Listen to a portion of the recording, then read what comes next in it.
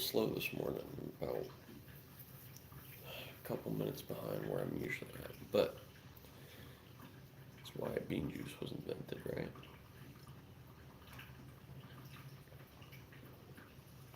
Oh, wow, I made that strong this morning. Must have known.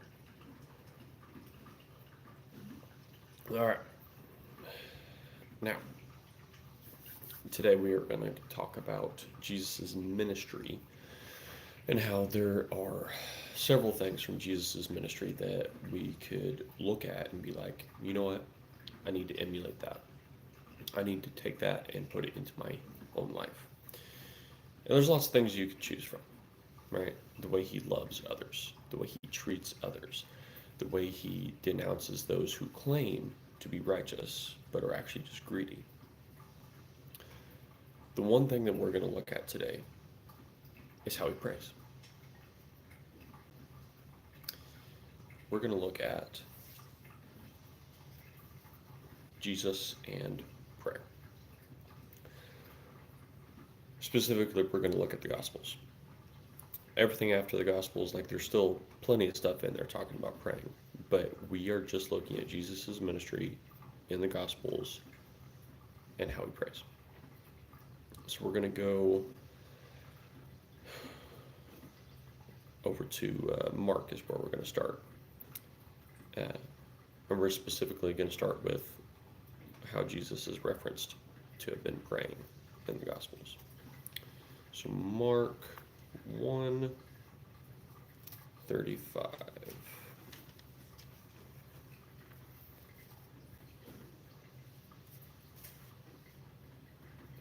Mark 1:35. All right. Very early in the morning, while it was still dark, Jesus got up, left the house, and went off to a solitary place where he prayed. Okay, so that's reference number one. Notice the author Mark said a solitary place.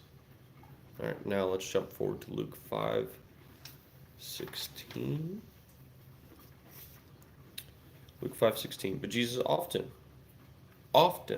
withdrew to lonely places and prayed. So in Mark it said solitary place. Now Luke it's saying lonely place. And not only lonely, but he did it often. Now we're going to scoot forward to Luke 6:12.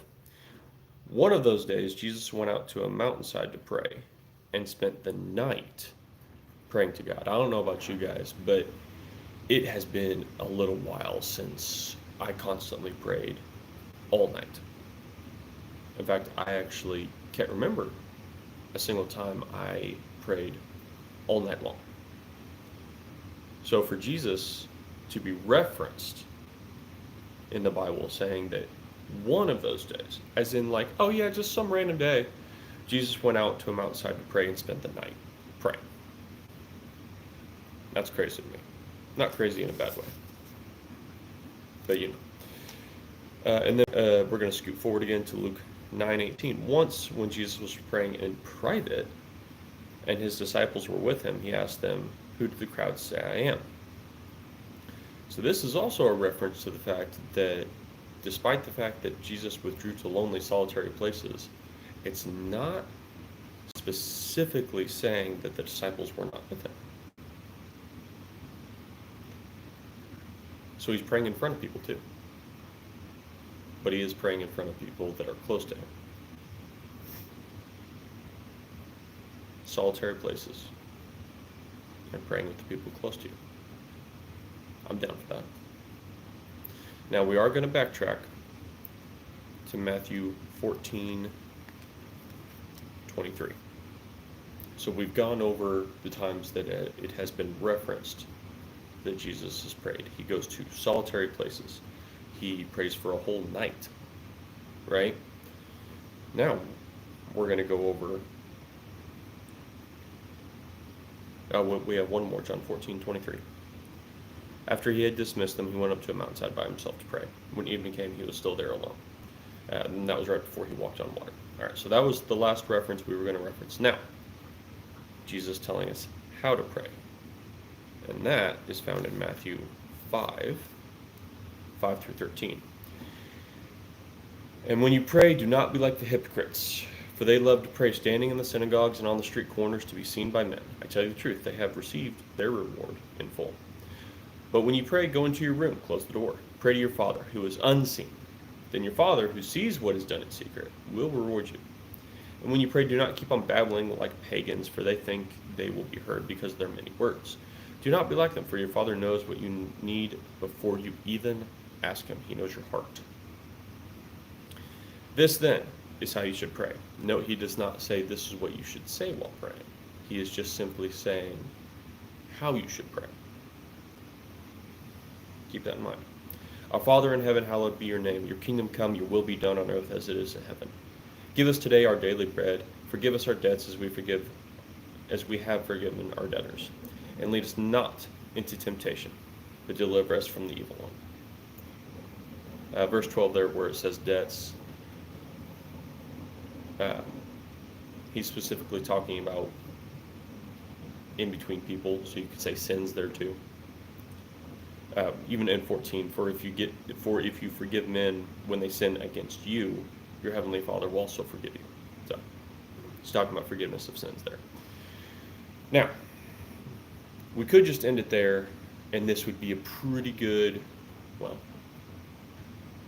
a halfway decent devotional about emulating Jesus and how he prayed, and then taking instruction that Jesus gave us on how to pray and putting that into our own lives, right?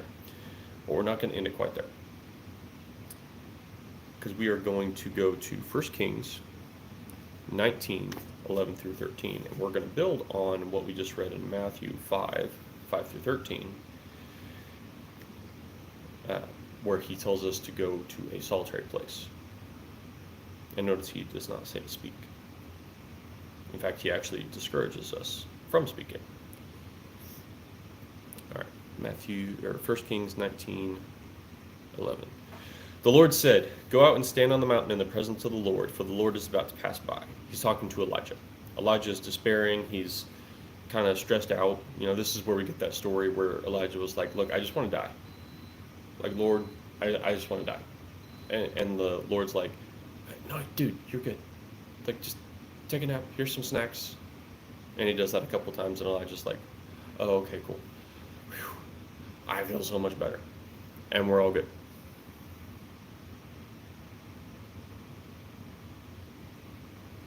Oh, thanks, bro.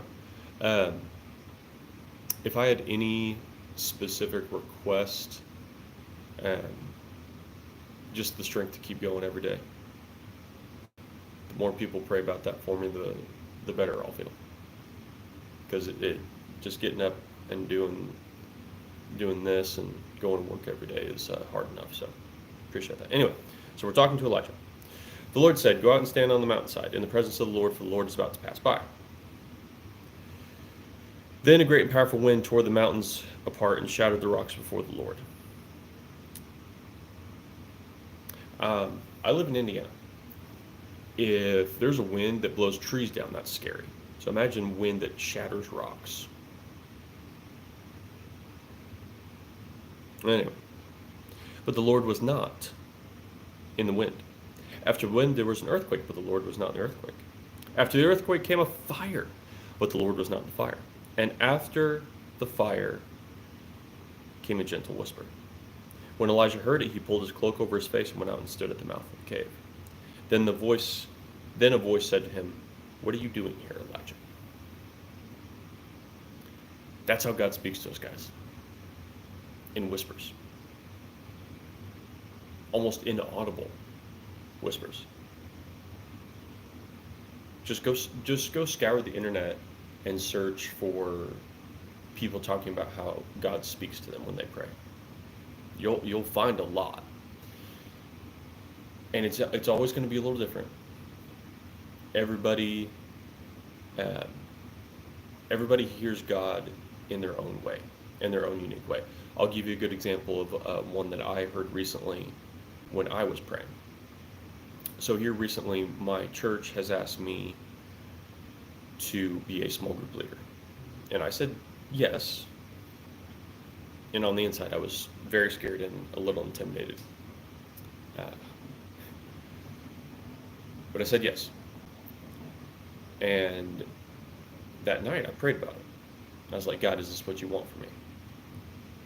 Within seconds of me praying about it, I was alone in my room, just like we learned in Matthew.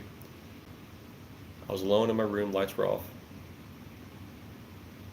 and I said it silently. Just in my mind's eye, just praying. And it wasn't a whisper, it wasn't an audible whisper, it was one of those, God was just speaking to me. And he said, I've given you a child. Compared to that, being a small group leader is nothing. There you go. I'm a small group leader now. It's the little stuff. Never underestimate God's ability to speak to you. And again, that's just a personal example. It's going to be different for everybody. So I'll leave you with this. Ask not what God can do for you,